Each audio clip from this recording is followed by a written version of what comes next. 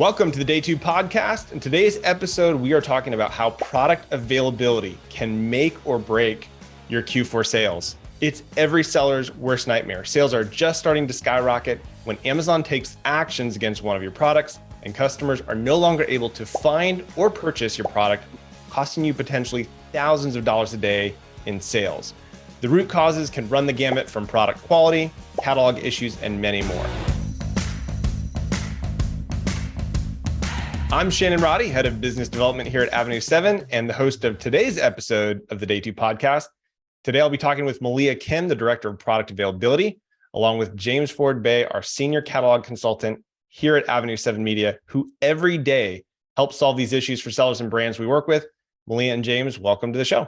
Hey, Shannon. Thank you for bringing us on. It's a pleasure to discuss some of the things that we do here at Avenue 7 under the product availability team.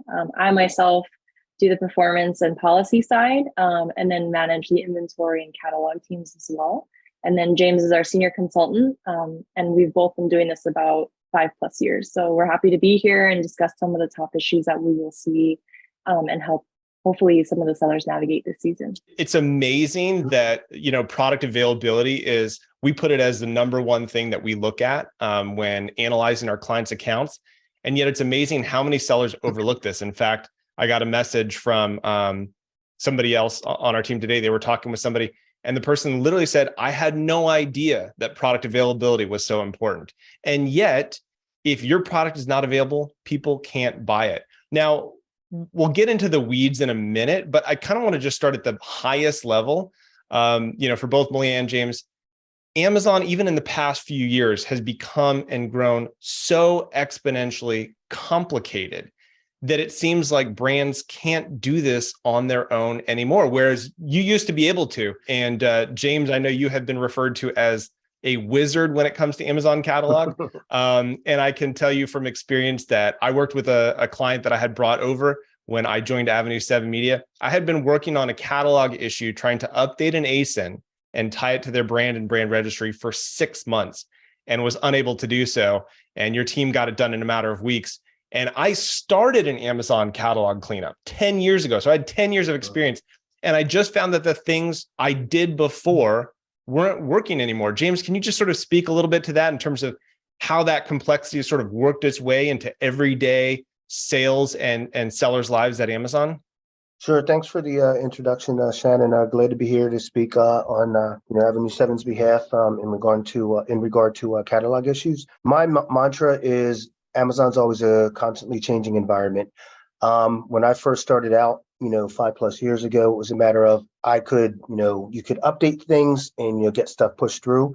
It's, I think sometimes what a lot of sellers don't understand is, Amazon changes things and they don't always tell sellers that. So when you hit a brick wall, it's like, what do I do now? And it has, to your point, Shannon, it has become increasingly difficult. Amazon always evolves, and as they evolve, we have to evolve and adapt and kind of reach out and figure out what things work. Obviously things in the past don't work. What I found, tried and true is, kind of understanding the process, if you will, and, trying different things. It does become, obviously difficult because you're always going to be throwing a curveball. It's like a continual game of baseball. You don't know what Amazon's going to throw at you next. And again, like what brought me success is understanding and being able to adapt and like change directions on the dime. Yeah, James, absolutely. I agree. I think there's an element where there's not always a straightforward answer or solution. I think, especially with catalog, it involves a lot of creativity. Even if you follow Amazon's directions, it's not like it works every time. Can you talk a little bit about the creative aspect and approach that our team has to take when resolving issues? Is it just a straightforward, you follow steps A through Z and it works, or do you have to find ways to be creative and try different avenues in order to get the desired result and outcome for the client?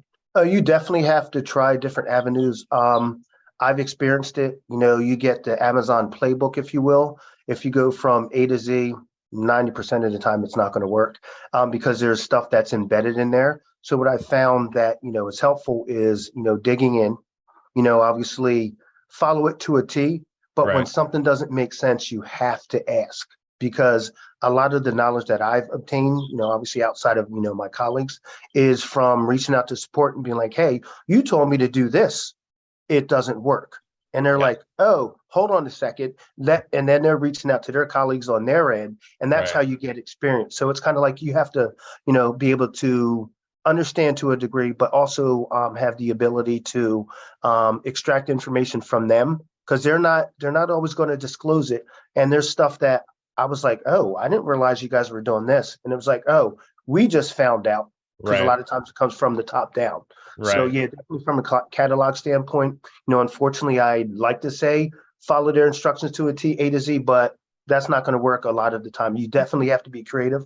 I've tried things, and in my early stages, I even surprised myself. I'm like, oh, that worked. But it was nothing that they would obviously tell you. And they're like, being on the phone with support, sometimes they're like, oh, did that work? And I'm like, it did. Why are you surprised? Yeah, exactly.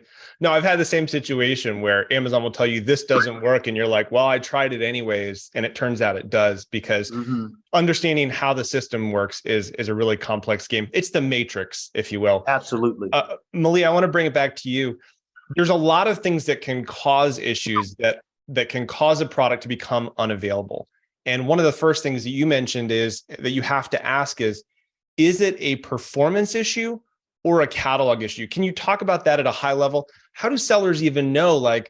In some cases, you're not even getting a notification or alert. All of a sudden, it's just you realize your sales drop off and customers aren't buying your product. How do you sort of diagnose and assess, is it a performance issue versus a catalog issue? And how do I assess that as a seller? So the way the platform is supposed to work is you're supposed to get a performance notification. It's supposed to show up on your nice account health dashboard, whether it's a performance violation or it's a warning, catalog, account level, ASIN listing level, whatever it may be. It's supposed to be there. Sometimes it is not. It'll be in one place and not the other, or it will be missing entirely from the platform, and you'll get a nice email. Whether or not you understand what that email means is where we come into the picture. So a lot of times we get the inquiries like, we have no idea. So then we go into the account, we triage, we look for the root causes. The most common ones we will see this season are going to be performance-based. And then as the system is overloaded with all the requests for changes and whatnot, we will see sometimes that the catalog will break. So the top reasons for performance would be your product quality. So whether it's, a used sold as new, so a condition complaint, sometimes safety, those are the ones that are not fun. So having to prove the burden that your product is safe through product testing.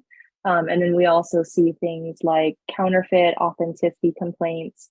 And then even just sometimes it's your product compliance requirements for submitting annual or whatever that cadence is for proving your product is safe for sale on that marketplace.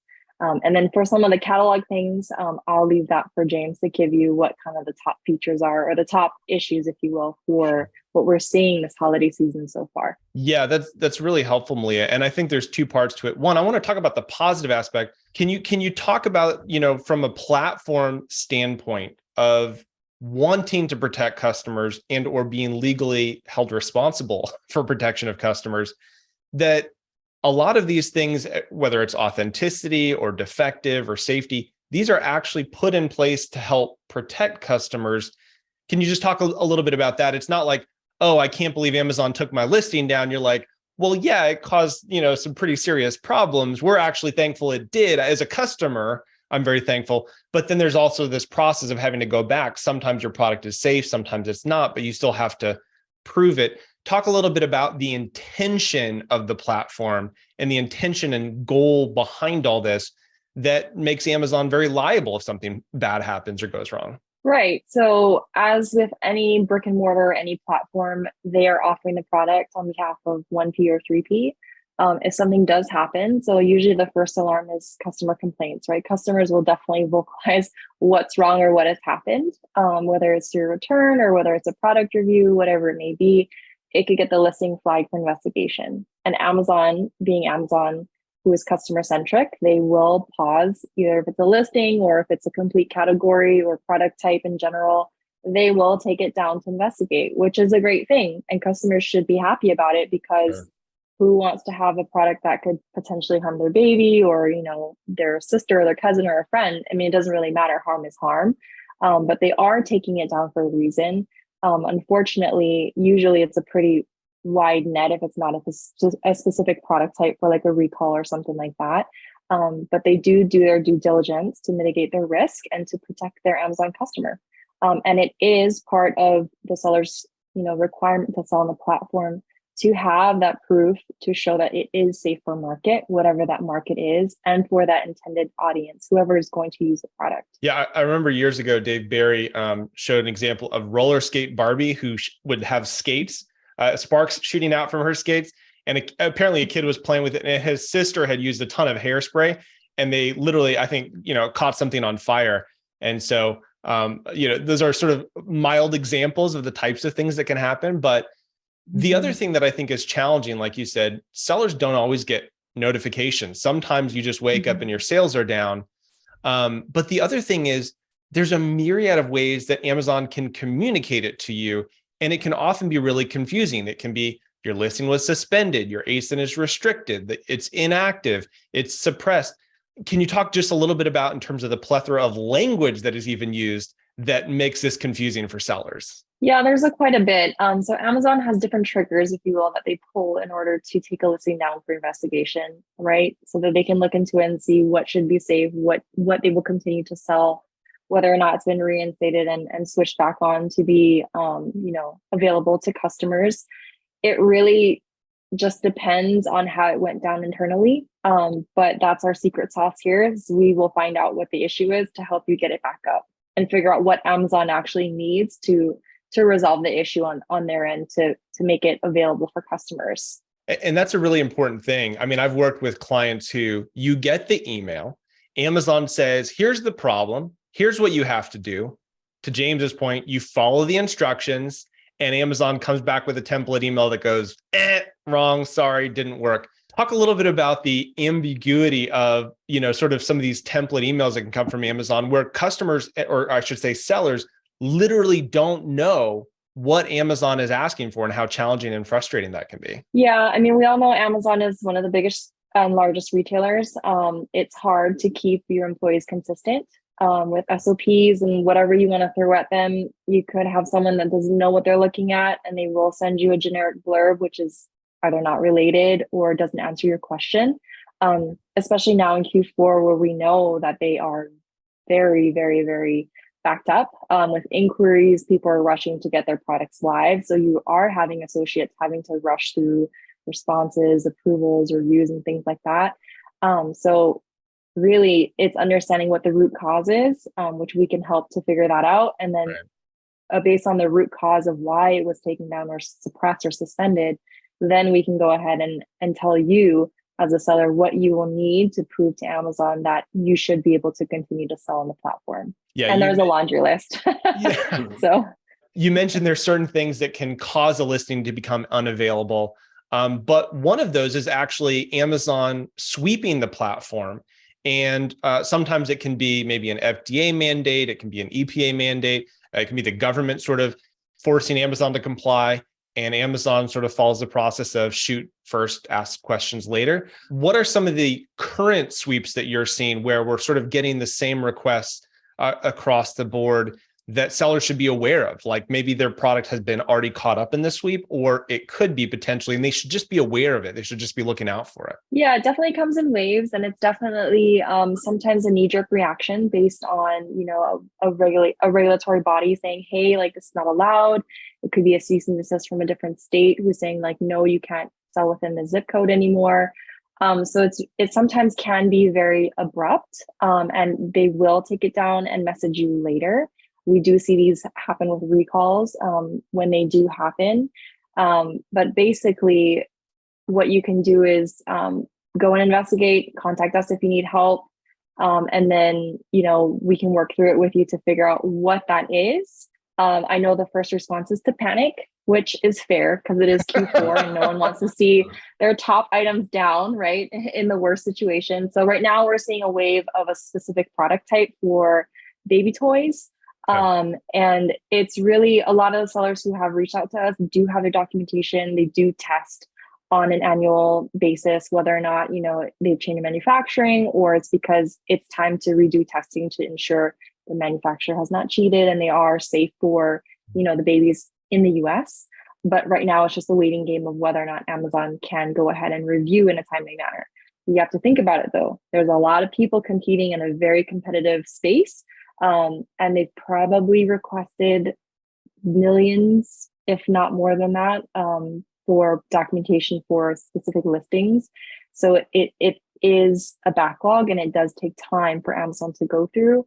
It sucks from the seller's perspective, but it is a way for them to make sure, again, that the Amazon customer is protected. Yeah.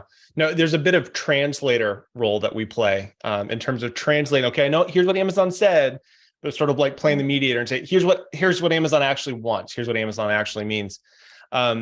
James, I want to kick it over to you and talk about catalog. I know it's your favorite topic. It was one of mine until I joined Avenue 7, and then it became yours because I don't have to deal with it anymore. And honestly, like I said, I had 10 years of experience, and it became too challenging for me to keep up with. And that's why I wanted to join a team, because it wasn't just me keeping up to date with it. It was having an entire team of people who are keeping up to date with it. But can you talk about some of the most common catalog issues that you're seeing right now that are preventing sellers from selling? So whether it's, variations issues or Amazon making changes, what are some of the current trends that you're seeing that are impacting sellers' catalog right as we head into the height of Q4? So, unfortunately, it does happen at this time. A lot of the things that we are encountering, or I see some of our clients encountering, is that, Amazon's making changes.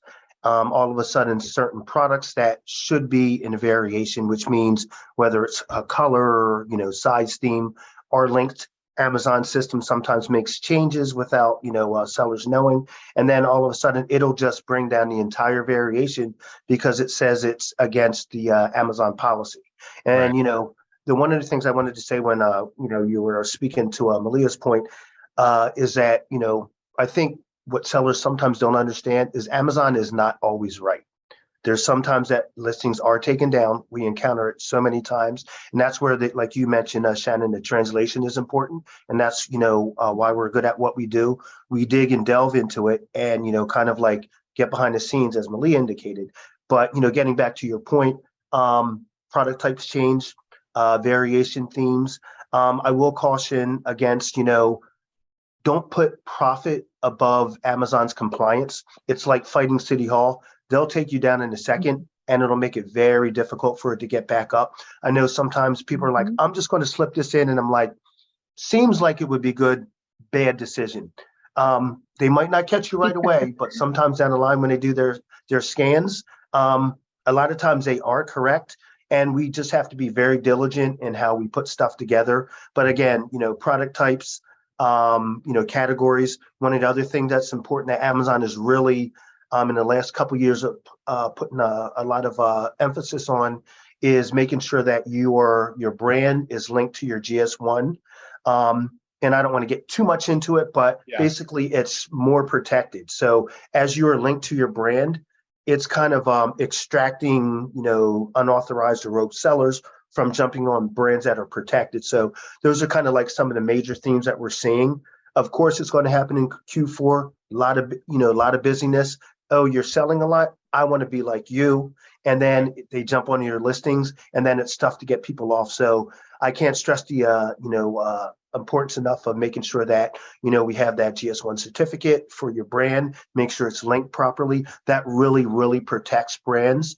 And then when Amazon sees it, they're like, okay, I got it. You still have to prove that you're you, but it'll make it a bit easier to get them off. So those are kind of some of the ones that, like misrepresentation that gets listings taken down. Or some of the catalog issues. Yeah. Yeah. And we're going to be having Scott Harder, Fisher Broyles talk about trademarks, and Michelle Covey of GS1 US talking about UPC codes in upcoming episodes. So really excited about that, because that's foundational for ensuring that your account and your listings are, built out for the long run. James, you mentioned that Amazon will sometimes change things, and I've seen this maybe when I upload something new, that there's a required attribute that I had not been required to, add before. how can that impact an existing listing where Amazon all of a sudden requires a required attribute or requires an attribute that wasn't required before? And that listing never had it because maybe there wasn't even a location for that. How does that impact existing listings? And that's a great point, Shannon, because what'll happen is if Amazon, deems what's best for Amazon and what they think the seller, they will put these required attributes in. The biggest impact it has is searchability. We've heard hundreds and hundreds of times, clients, I'm searching for my product, I can't find it.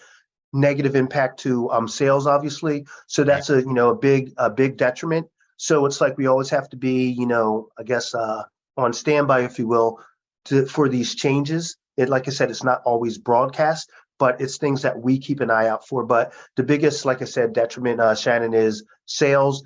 Can't find the product. You have a great branded product, and it's like, hey, sometimes you'll see my sales went from X to Z, and Y. And it's because something was changed. And then you'll see when you go into the listing, you might see that, missing attribute that Amazon deems is necessary for that particular product type. So that's a great point. Yeah. So it can be considered search suppression, which basically means, yes, if somebody has a link to your ASIN, they can still buy it. But if you search for that product, Amazon A9 algorithm is not going to show your product in search results. Exactly. And that basically kills your organic traffic. Do you see situations with catalog that impact advertising, James? Yes, definitely. Same thing. Obviously, I keep getting into product types.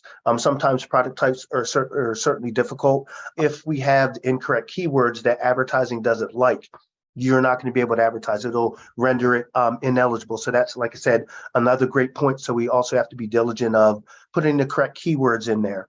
I'm not saying Amazon's not always right, but certain keywords that we think are harmless will prevent you from being able to advertise on the listing. And again, it all comes down to the dollars and cents bottom line: searchability, availability, profitability. Love it, James. It's so important. And this is why what I love about AV7 is we actually have our own proprietary software that we're building out that monitors all of these different aspects and elements, because it's hard to monitor it. In fact, if you've got hundreds or thousands of listings, it's nearly impossible to monitor it. And I've had clients say, it's really interesting. My sales just dropped off last week and I had no idea why. And it turns out their number one bestseller had an issue, but there was nothing to alert them. There was no red flag. There was no notice. I saw actually an account last week where their credit card expired, for advertising. Amazon didn't send any notice. There was no email notification. Sales just dropped off. And again, being able to monitor all those different things is so critical for success. I want to go back to one thing, James, because I think this is so important and I think it impacts so many sellers. Just because you have a brand and brand registry, and just because your ASIN is listed with that brand name, it doesn't mean they're connected. And this is one of the pull your hair out frustrating moments for sellers. Can you talk a little bit about what that looks like and why that happens? Whether you create the listing before or after brand registry, but talk about some of those issues that sellers experience when they've got a trademark, they've got a brand name, the brand name is on the ASIN, but for some reason they can't add A+ content and nothing seems to be working. Yeah, so there, from a brand registry standpoint, I don't know if many people know, it's linked on a few different levels. And if it's not connected properly on each, so you have your advertising console, you have your A+ console, you have the product level console. They all have to sync up. And behind the scene there's all these moving parts. Sorry. And if they don't sync properly, and it could be one, misinterpreted like product type or keyword that causes those not to sync. So our battle on that front is to make sure that we make sure all those areas are connected. Unfortunately, not on Amazon, not all of these areas communicate with each other effectively. So you'll get to run around like, oh, well, you're brand registered. You should be good to go. Can't create A+, Can't create the storefront. And then it's like, oh, there's certain things that we have to do behind the scenes to get that synced up. And it can be a process depending on, what happens, but very, obviously very important point. just because you have brand registry does not mean everything's synced up on the back end. And I know I keep saying back end. There's, like I said, there's a lot of moving parts there that have to get connected. And obviously that's what we're the experts in doing. And like I said, we'll go in there and, hey, we're going to bring your attention to it. I've been brushed off so many times, or seemingly brushed off so many times, until I'm like, I'm not going away. And I hear the sighs like, okay, let's get this done. That's what you have to do. But yeah, I mean, because there are situations where if you have a trademark for a brand name, but sell in a completely different category, it's possible that two separate companies have the same trademark, but it's for a different brand. And if you don't sort of communicate that, Amazon may align your product with the wrong brand or not at all.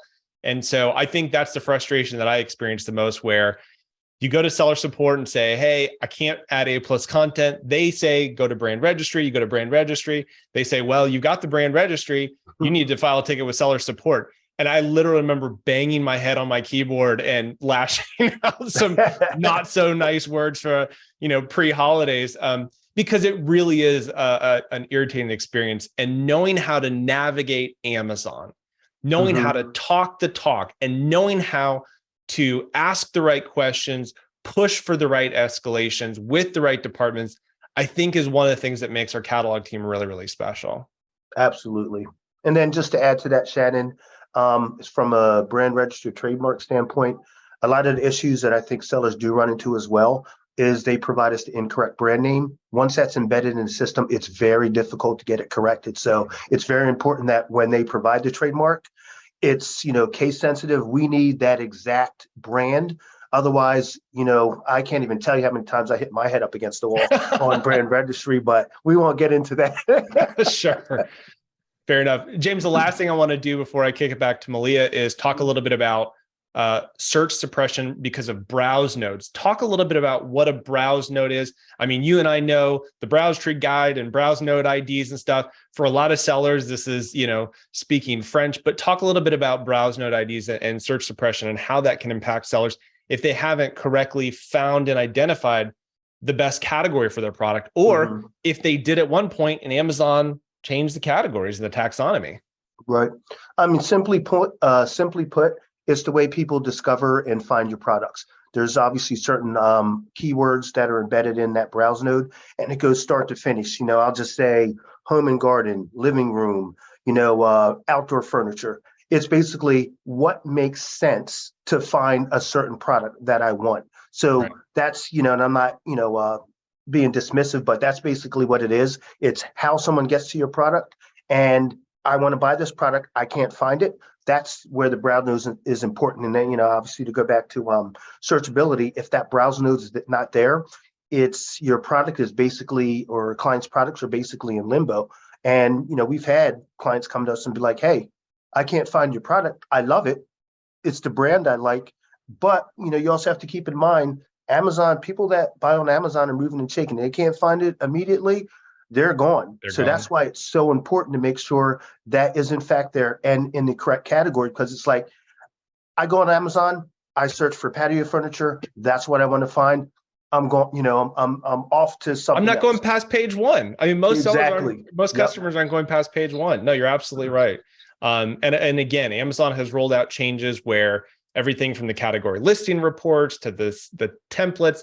And again, the things that used to work to fix these don't necessarily work anymore. And the amount of time, because, when I created my Amazon course, the amount of time that went into just keeping up to date with Amazon became so, instrumental that it just becomes overwhelming. And you've got to find a way that you can have a team, whether it's internal or externally outsourced, to handle all this stuff for you. Malia, I want to come back to you for a minute and talk about some of the performance and compliance issues that pop up. Again, a seller realizes that their listing's down for whatever reason, whatever the trigger was, whatever lever was pulled.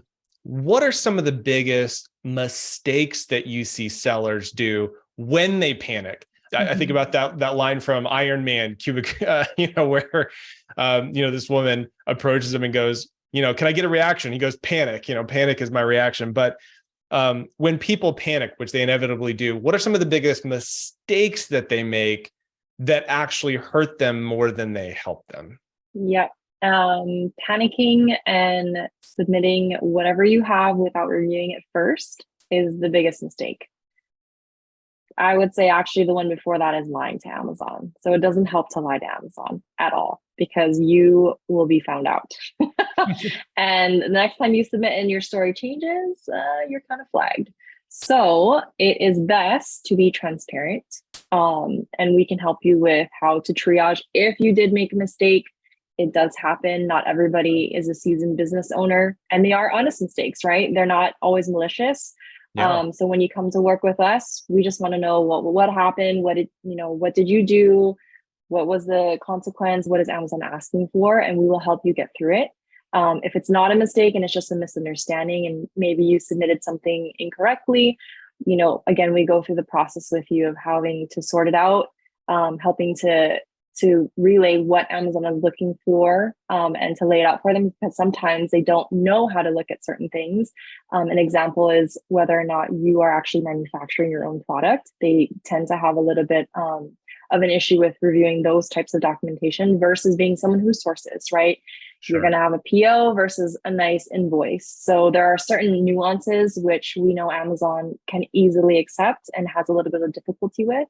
So whatever it is, you can definitely work with us. We will understand the situation, and we'll help you find a way to communicate with Amazon in an effective manner to get a resolution. Whether it's a mistake, whether you have everything, all your ducks in a row, maybe Amazon's just not understanding or simply rejecting it for no reason at all. We can help in any and all circumstances. Yeah, it's a little going back to kindergarten rules. Don't lie. Okay, this is just like, yeah. Let's go back to first grade. Don't lie. Let's be honest. You got to be honest with us. Got to be honest with Amazon. You got to be honest. So aside from that, again, I think the complexity has increased. Aside from panicking and doing initial responses, which I have seen, I've had clients that go, I got this, Amazon suspended my ASIN, and I wrote them back and I said, Amazon, you're wrong. You shouldn't have done that. And you just sort of cover your eyes and go, what did you do? How much can that hurt them or set them back if they issue multiple responses or appeals with literally no documentation, no information, and no review? So your submissions do count. You definitely don't want to use and abuse those. And you especially don't want to take it out on the associate. They are just a person, just like we are. Being, not very nice is definitely frowned upon, and you could have your communication suspended. So, we understand as an agency what you're going through, and they do as well, because they see a lot of these fly past their desk. They understand what's at risk, and it's their job to make sure that they get the documentation that's needed in order to get you reinstated. So the process is frustrating. That's why we are here to help. Definitely don't take it out on the associate, and don't kind of throw your 3 wishes away, if you will. Definitely use them wisely, because you do want to make them count, because everything is taken a note of. Amazon is a data-driven company. Pretty much everything, anything is recorded. So make sure that it counts. And be a nice person. Back to kindergarten rules. Be nice, don't lie. When should a seller brand reach out to get help? Right. I mean, because you could sort of have the obvious inevitable reason of like, if anything happens, but, sort of thinking through it critically, it's a business decision. When should they reach out if they need help with a listing that's taken down or a catalog issue? For performance issues, it just really depends on what it is and what's happening. Obviously, Q4 is not the ideal time because it is harder. It takes a lot of chasing. It takes a lot of overhead time to push it through and follow up. So if that's something that's not, allocated, or you don't have a person to do that in your business, that would be something you'd reach out to us for to help you with. Right. If it's a more technical issue where it has to do with testing or something outside of your realm of expertise, that's definitely something else you want to reach out to us for. For the catalog part, again, there's a lot of finagling, there's a lot of contacting, and you are always at the mercy of who you get. But we know how to get you there sooner. So again, time is money when it comes to business, especially in Q4. So I would say if you've tried and you're not getting anywhere pretty fast, and every day you're losing too much, and you don't see the end for you coming soon, I would say give us a call, contact us, and we will definitely look through what's going on. Yeah. I mean, I've talked to sellers who are losing $10,000 a day and are debating whether or not to pay a few $1,000s for a reinstatement. Yeah. It's like, well, let's just do the math real quick. Let's pause. Let's go back to kindergarten math. What's $10,000 a day times, a week.